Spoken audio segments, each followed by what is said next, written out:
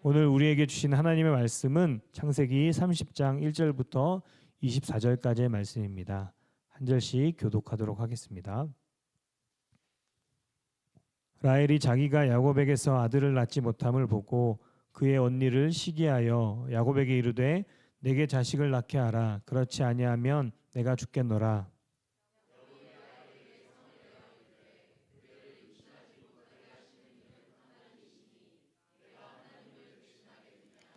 라헬이 이르되 내 여종 비라에게로 들어가라. 그가 아들을 낳아 내 무릎에 두리니 그러면 나도 그로 말미암아 자식을 얻겠노라 하고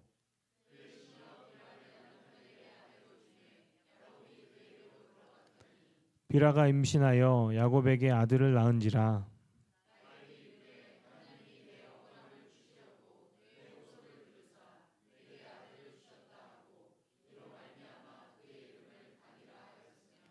라헬의 시녀 비라가 다시 임신하여 둘째 아들을 야곱에게 낳음에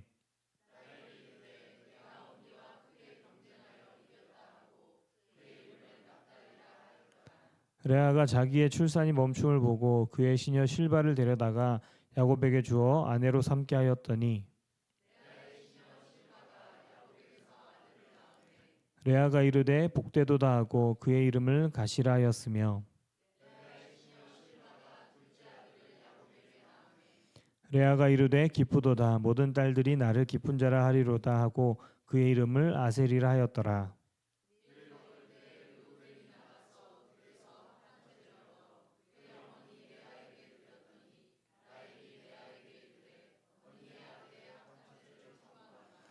레아가 그에게 이르되 네가 내 남편을 빼앗은 것이 작은 일이냐 그런데 네가 내 아들의 합판채도 빼앗고자 하느냐.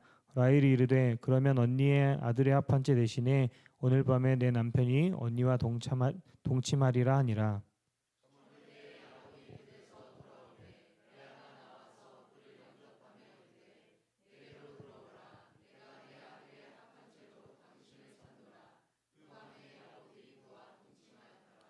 하나님이 레아의 소원을 들으셨으므로 그가 임신하여 다섯째 아들을 야곱에게 낳은지라.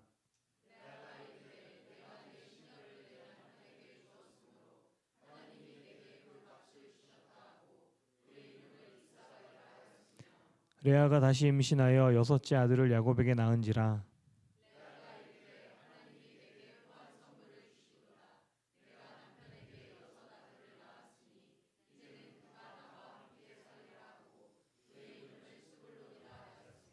그 후에 그가 딸을 낳고 그의 이름을 디나라 하였더라.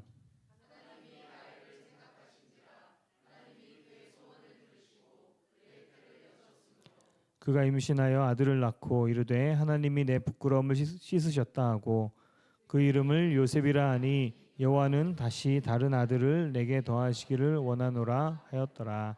아멘. 하나님의 말씀입니다.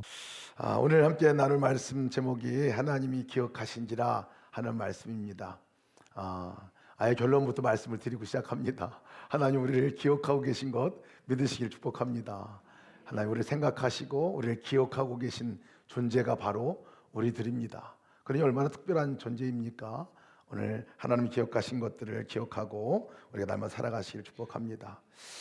우리가 행복한 그 순간들을 맞이하는 것들을 보면 대부분 뭐를 많이 기대하고 준비했던 것이 얻어질 때 아주 그것이 굉장히 행복해집니다. 또 뭐 원하던 대학을 들어가거나 원하던 또 직장을 들어가거나 원하던 사업이 이렇게 성취가 되고 계약이 될 때 굉장히 우리가 기쁨을 갖게 됩니다. 그때가 행복하게 지게 되겠죠. 근데 그런 기쁨들도 한순간에 싹 사라지게 되는 경우가 있습니다. 그게 어떤 경우냐면 내가 지금 갖고 있는 것보다 다른 사람이 갖고 있는 게 더 커 보이면 그럼 그 기쁨이 금방 사라져요. 어제도 우리 어린이 캠프할 때 아이들 이렇게 우리 이은이에게 이 떡을 제가 이렇게 떼서 줬는데 너무 행복해하는 거예요. 조그만 떡 이렇게 주고 그러다가 제가 조금 큰 거를 이렇게 갖고 있었거든요. 그랬더니 이 조그만 거를 금방 버리더라고요. 그리고 그 행복은 없어지고 이거 달라고 끝까지 그러는 모습 보면서 그렇구나. 우리가 뭔가 비교가 되는 순간에 내가 갖고 있는 그 놀라운 것들 갖고 있는 소중한 것들을 소중하게 여기지 못하고 살아가게 되겠구나. 그런 마음들이 들었습니다. 비교가 들어오면 금방 그렇게 마음이 바뀝니다.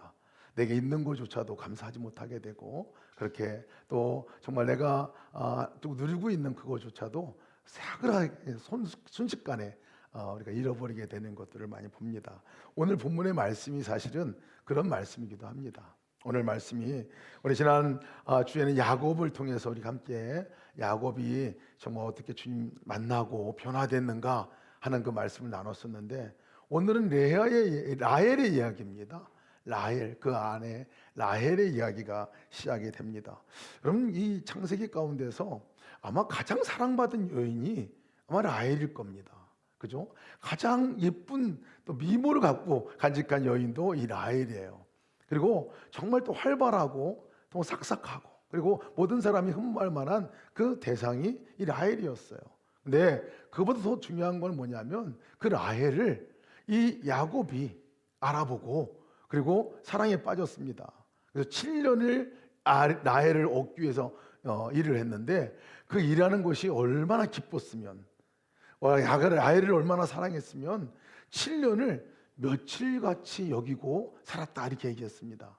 그러니까 얼마나 이 라헬을 야곱이 사랑했는가, 그러니까 라헬이 얼마나 사랑받고 살아가는 여인인가 하는 것들을 우리 성경을 통해서 알 수 있어요. 여러분, 7년을 누군가가 나를 위해서 정말 오직 한 사람 나를 위해서 이렇게 일하고 사랑해주고 그런데 얼마나 행복하겠어요. 그런데 오늘 이 라헬이 가장 행복할 것만 같은 라헬의 상황이 심상치가 않습니다. 오늘 말씀 보면 이렇게 시작합니다. 마치 가장 불행한 여인같이 나와요. 오늘 시작하는 말씀에 30장 1절 말씀에 라헬이 자기가 야곱에게서 자식을 낳지 못함을 보고 그의 언니를 시기하여 야곱에게 이르되 내게 아들 낳게 하라. 그렇지 아니하면 내가 죽겠노라. 이렇게 얘기하죠. 내게 아들을 낳게 하라, 자식을 낳게 하라. 내가 죽을 것 같다, 지금 그러고 있는 거예요.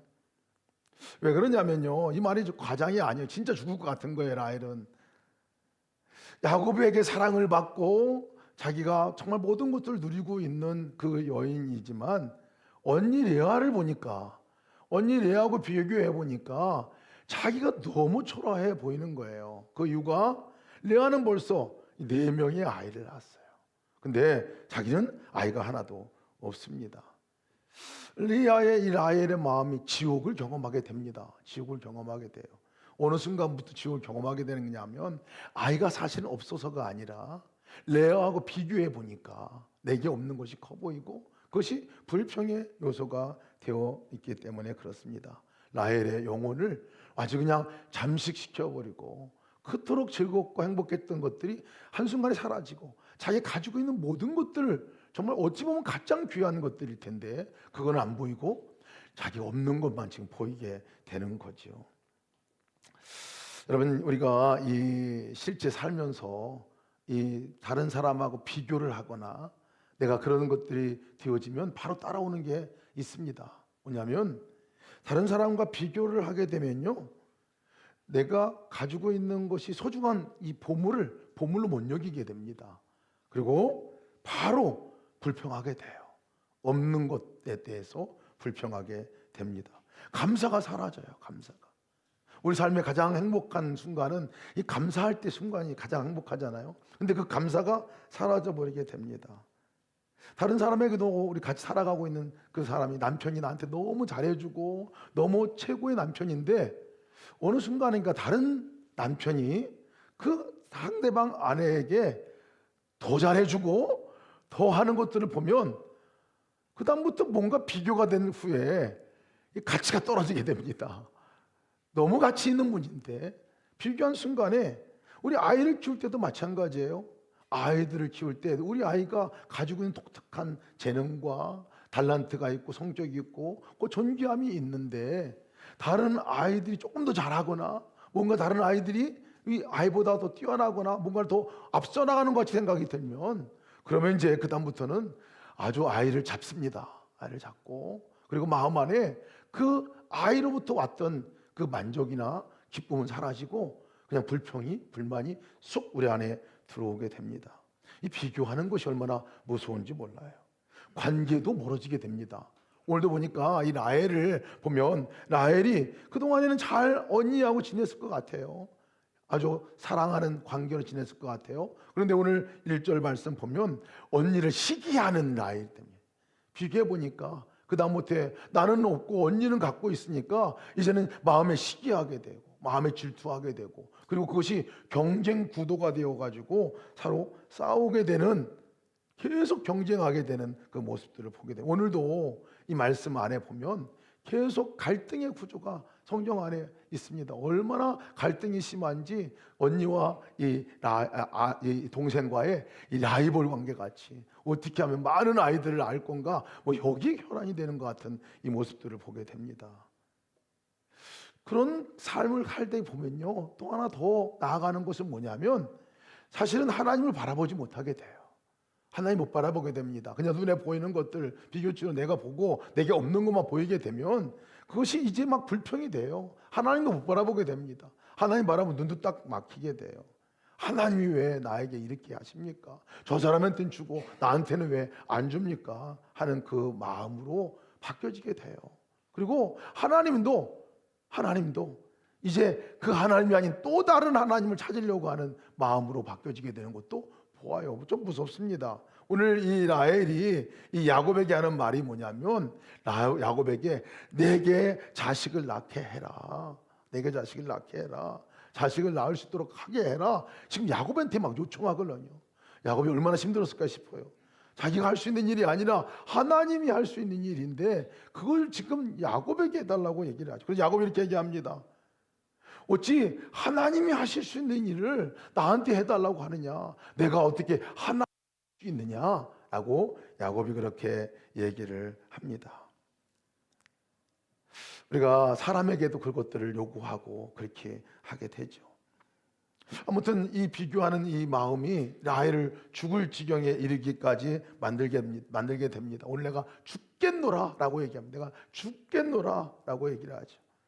여러분 그렇습니다. 우리가 내가 갖고 있는 그 하나님 주신 놀라운 은혜를 바라보지 못하고 다른 사람과 비교하고 다른 것과 비교하고 그렇게 나갈 때 죽을 지경으로 우리 마음이 힘들어지게 됩니다. 왜 다른 사람은 저만큼 있는데 나는 왜 이것밖에 없지? 왜 나는 저 사람보다 이렇게 늦지? 왜 하나님은 나에게만 침묵하지? 왜 내 기도는 나의 기도만 응답 안 하는 거야? 저 사람들에게 있는데 저 사람은 갖고 있는데 나는 왜 없는 거야? 나만 이렇게 뒤처지는 건가? 이런 생각을 갖게 될 때 우리 마음이 제일 힘듭니다. 제일 어렵고 힘듭니다. 나 혼자 하나님께서 주신 그 은혜를 내가 생각만 하고 살게 된다면 사실은 그렇게 큰 어려움이 아니에요. 비교하는 것이 대부분 우리 가운데 마음의 어려움과 불평을 가져오게 되지요. 감사를 잃어버리게 됩니다. 내가 갖고 있는 축복도 생각하지 못하게 됩니다. 그리고 그 다음에 일어나는 일은요, 내가 무엇인가를 하려고 합니다. 하나님을 밀어내게 되고 내 방법대로 이제 뭔가를 찾아서 하려고 하게 됩니다. 3절부터 16절까지 보면 참 성경 가운데 제일 혼란스러운 성경 말씀이 이 말씀이에요. 두 여인이 아이 낳기 경쟁을 하는 것 같이 서로가 얼마나 질투하며 그 일을 치열하게 치러 가는지요. 자기들이 방법을 다 동원합니다. 방법을 동원. 라헬은 자기 스스로가 아이를 못 갖게 되는 거라 생각을 하니 실제는 그게 아닌데 그렇게 생각하게 되니 자기 여종을 이 야곱에게 들여넣어서 야곱에게 이 비라를 통해서 내게 아이를 낳게 하라 하고 그렇게 합니다. 자기 종을 그리고 두 아이를 거기서 얻게 됩니다. 레아도 이미 4명의 자녀가 있으면서도요. 또 자기 종을 들여놓고 또 아이를 낳게 하라고 그렇게 합니다. 얼마나 이 과정이 힘들고 어려웠을까 싶습니다. 마음들이 그 두 관계가 얼마나 힘들었을까 싶습니다. 더 또 놀라운 일은 또 이런 일도 일어납니다. 오늘 성경 가운데서 합한채라는 이 합한채 사건이죠. 합한채 사건. 합한채가 뭐냐 하면 이걸 먹으면 그 식물을 먹으면 빨리 임신이 될 수 있는 촉진제라고 여기고 있는 식물이거든요. 근데 어느 날 레아의 그 아들 이 르우벤이 이걸 구해온 거예요. 구해오니까 이 라헬이 눈이 완전히 뒤집어졌습니다. 해가지고 저것만 먹으면 이제 아이를 낳을 수 있을 것 같다 생각하는 마음으로 그걸 뺏으려고 합니다. 그러니까 이 레아에게 그것을 요청합니다. 합한 채를 내게 달라 요청을 합니다. 그랬더니 레아가 아니 내 남편 뺏은 것도 모자라가지고 이것까지 뺏으려고 하느냐 하고 그렇게 불평하는데, 그때 이제 정말 이상한 거래가 또 이루어지죠. 이 라헬이 레아에게 이제 그 합한 채를 나한테 주면 너가 내 남편하고 야곱하고 함께 이제 할 수 있는 저기를 기회를 주겠다, 이렇게 하는 거래가 이루어져. 참 이상합니다. 이것을 보면서 이게 하나님의 백성이 맞나, 언약 백성이 맞나, 어떻게 이렇게 가정이 어렵게 이런 가운데 있게 되는가 하는 것들을 보게 됩니다. 자기 방법대로 나가는 것이 갈수록 또 혼란스러워지고 갈수록 꼬이게 만들어집니다. 근데 여러분, 이 과정에서, 성경 말씀 과정에서 한 번도 등장하지 않는 단어가 하나님이라는 단어였어요.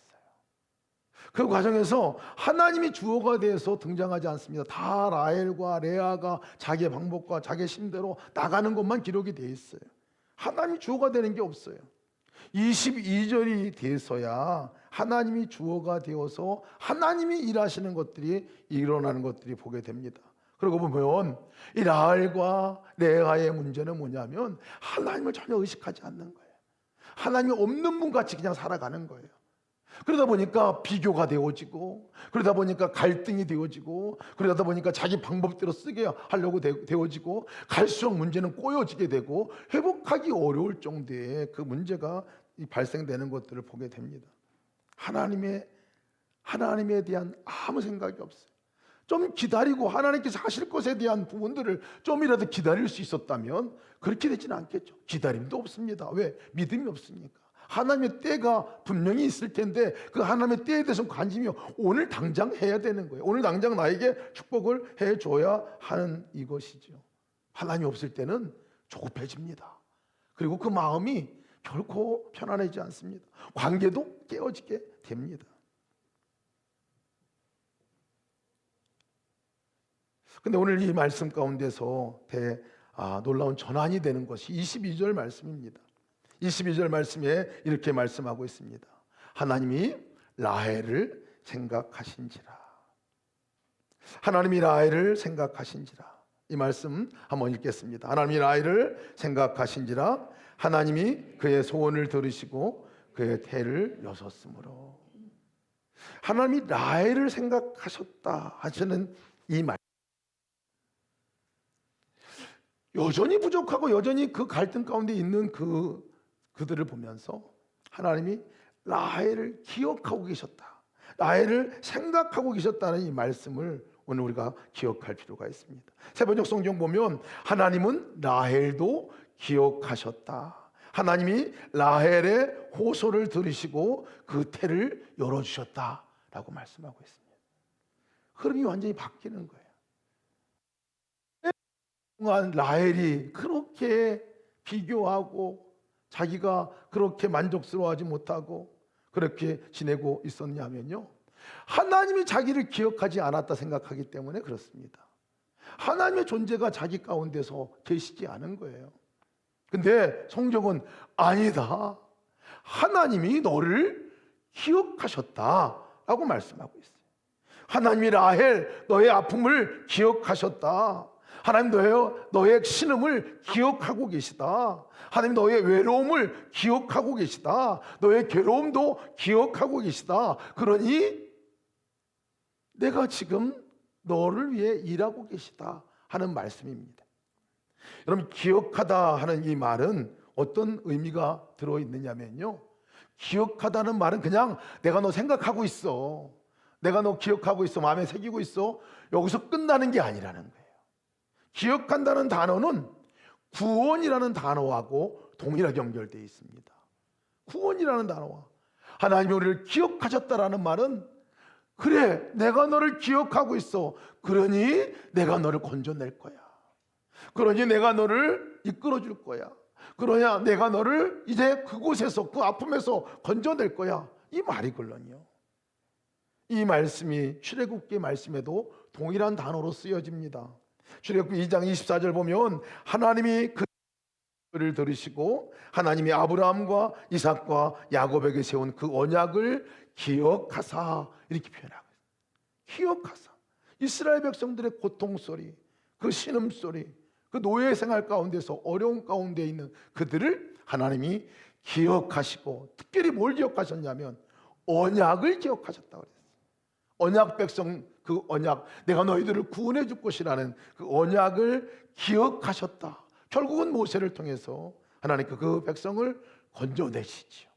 누가복음에도 이렇게 말씀하십니다. 1장 54절 55절 말씀에 보면 그 종 이스라엘을 도우사 긍휼히 여기시고 기억하시되 우리 조상에게 말씀하신 것과 같이 아브라함과 및 그 자손에게 영원히 하시리로다. 하나님이 우리를 기억하신다는 거예요. 여러분, 하나님이 우리를 기억하고 계시다는 사실을 믿으시기를 축복합니다. 라헬은 하나님이 기억하지 않으니까 나를 이렇게 놔뒀지 생각할 겁니다. 라헬만 기억하신 거 아니야? 아마 그렇게 생각해서 그 필요로 그렇게 질투하고 시기하고 어려움을 겪고 그 과정을 겪게 되었죠. 근데 하나님께서는 말씀하시죠. 너를 잊지 않았다. 내 고통을 보고 있다. 지금도 내가 일하고 있다. 나는 너를 구원할 것이야 하고 말씀하는 말씀이죠. 사랑하는 성도 여러분, 우리 삶 가운데서 이 말씀을 꼭 기억하시기를 축복합니다. 나는 하나님이 기억하는 존재입니다. 하나님이 기억하고 기억하는 존재가 바로 저와 여러분인 것을 믿으시기를 축복합니다.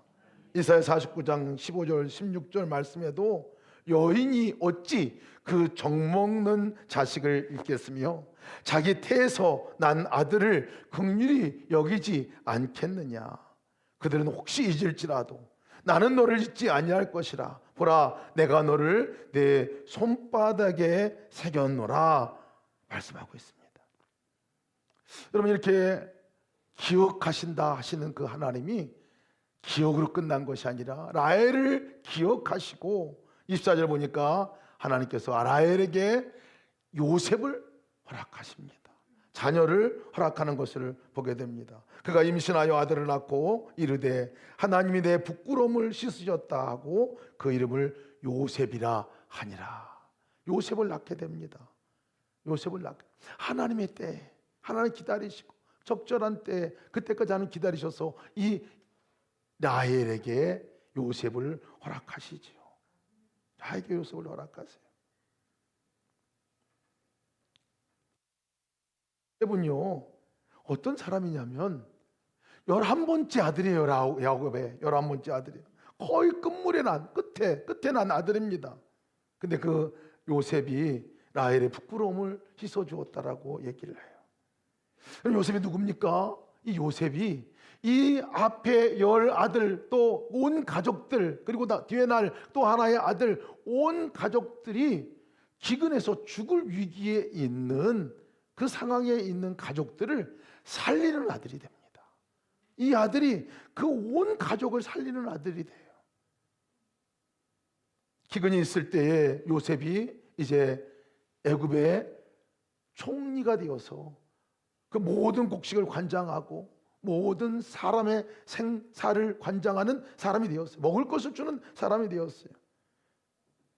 결국 이 가족의 온 식구들도 요셉 때문에 건짐을 얻게 됩니다. 건짐을 얻게 돼요.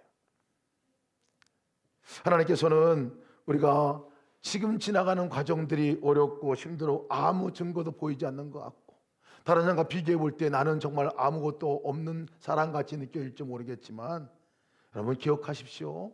하나님이 라헬을 기억하셨음을, 우리를 기억하고 계심을 믿으시기를 축복합니다. 믿으시기를 축복합니다. 우리 열두명의 정탐꾼들이 실제 우리 그 이스라엘 땅 가서 정탐을 할 때에 10명의 2명의 정탐꾼들이 너무나 다르다고 말씀을 드렸어요. 10명의 정탐꾼들은 그 사람들을 바라볼 때 비교해 보니까 그 사람들은 너무나 큰 거예요. 너무나 큰 사람들. 거기 있는 성은 너무나 견고한 성인 거예요.